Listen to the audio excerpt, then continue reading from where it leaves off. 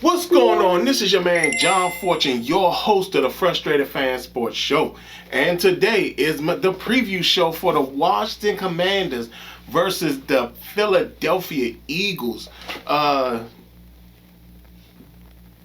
There is something that I feel needs to be said. Like these, at this point now, guys are out. They just announced that Laramie Tunsil is out now. I think he's going to be done for the season. They're going to sit him for the season.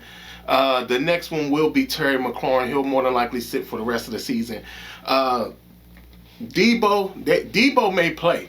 Debo may actually go out there and keep playing. So, because he's looking for a new contract. So for him, he might see the benefit of still playing, even though playing here this season was not the best for Debo, because he really didn't get to showcase anything. And like I said, in my personal opinion, a lot of people don't agree with me, but he's a behind the line of scrimmage player. And that right there is something that we didn't deal with last year, especially when it came to receiving core. You had guys who would catch the ball behind the line of scrimmage, or they would throw the bubble screens that was a little ahead of the line of scrimmage.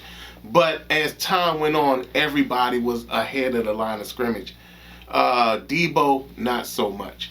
But again, this is one of these situations where at this point right now, it's time to play all the young guys. Let's see what we got in these young guys, these second-year players from last year, the draft before, and then the players from this draft. We got to see what we really have in these guys. And to be quite honest, I mean, this upcoming draft season, I know a lot of people may not like what I say, but there's going to be a lot of guys that, for me, that were drafted, that they're going to have to probably see their time limited, or there's a possibility we may draft somebody better than them, and they're going to have to show that they can even stay on the team. So with that being said, this is a game where the rest of the season is just about destroying the hopes of the rest of the NFC East. Like, just burying the rest of the NFC East. Make it a point of saying, well, guess what? You don't go. If we not going, you ain't going either. We're going to dash your playoff hopes right here. Now, again, Philadelphia will more than likely make it in. They'll more than likely possibly be the winner of the NFC East again.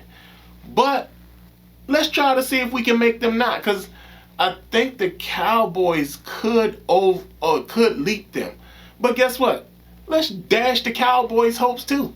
Like, let's not sit there and act like we are in the season where we're trying to prove a point and trying to make it a tournament. No. The goal of the rest of this season is to dash the hopes of the rest of the NFC East. Make their dreams don't come true.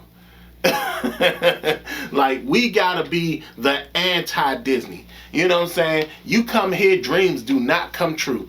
And that's what we need to do. The one thing I will say is that in this Philly game, that will be very difficult. They don't really have many people out at all. They have guys that are questionable, but none of the guys on their injury report are their superstar guys. I think Lane Johnson may be like one of the only ones, and Jalen Carter. But it's hard for me to. They may not bring Jalen Carter back in this game, but who knows? Who knows? They may want to get him some reps before the playoffs actually start.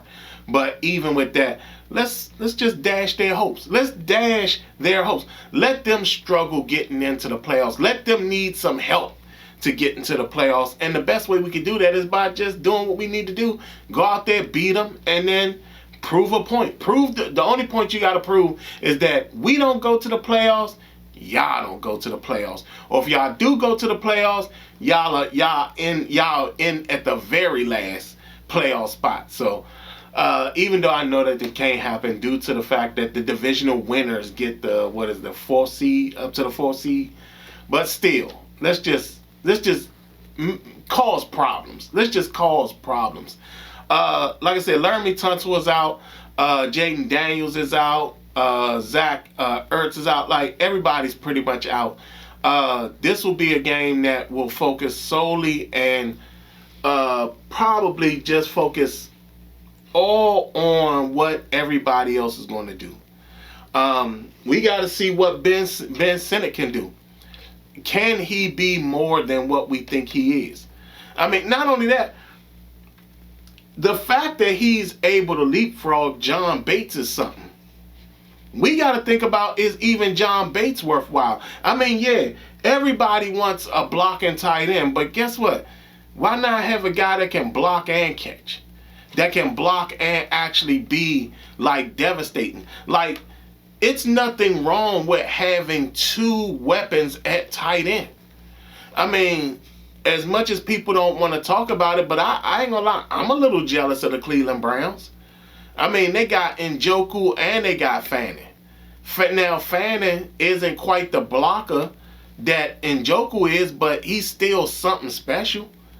You know, why can't we have something like that where we got guys that are both elite at receiving and possibly blocking? And there's actually guys in this draft that actually can do it. Like, there are actually some guys that can do it. In fact, there are guys in free agency that can do it. Hell, I'm going to be honest with you.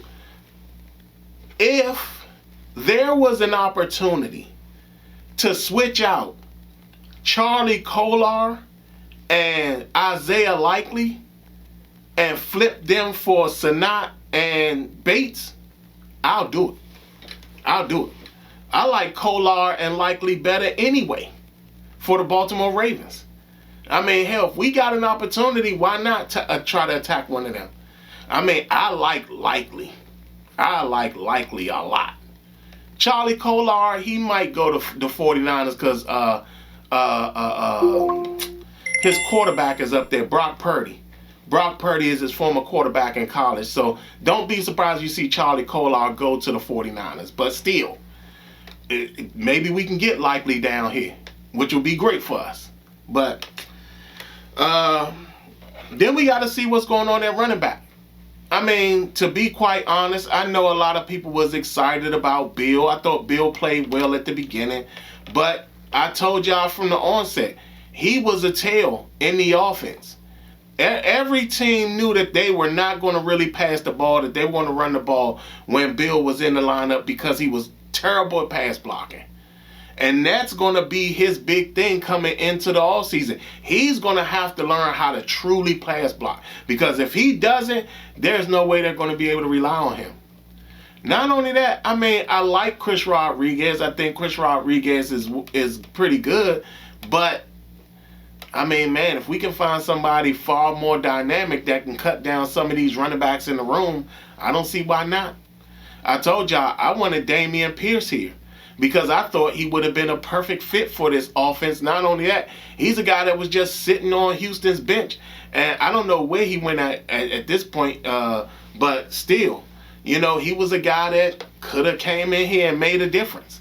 Because he can catch out the backfield as well, and he's pretty solid at pass protection. So that's something that, you know, we got to look at. Offensive line has been fantastic the entire season, and I expect for them to keep doing that. Brandon Coleman is going to I think Brandon Coleman, contrary to what everybody else believes, I told y'all when he was drafted, I said he can play tackle. He showed in his rookie season he could play tackle. Guess what? He came in and replaced Laramie Tunsil.